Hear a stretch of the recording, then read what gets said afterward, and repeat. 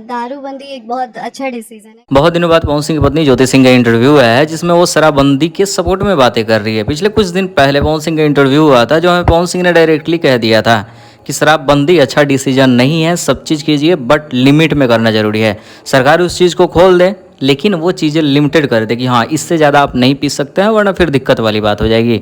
लेकिन अभी से कुछ देर पहले ज्योति सिंह का इंटरव्यू आया है। इंटरव्यू में इंटरव्यूअर ने पूछा, डायरेक्ट सवाल पूछा है कि पवन सिंह को एक इंटरव्यू में ऐसे कहते हुए सुना जा सकता था कि पवन सिंह ने बोला था, मतलब बातें जो हुई थी वो ऐसी थी कि शराबबंदी को खोल देना चाहिए और लिमिटेड कर देना चाहिए। इस पर ज्योति सिंह का बयान आता है। ज्योति सिंह पहले कहती है कि अब हम क्या ही बोले, लेकिन शराबबंदी एक अच्छा डिसीजन है। बट वहीं दूसरी तरफ पवन सिंह को कहते हुए सुना गया था कि शराबबंदी अच्छा डिसीजन नहीं है। तो एक बार फिर से इन दोनों पति पत्नी के बीच वर्सेज वाला सीन हो गया है।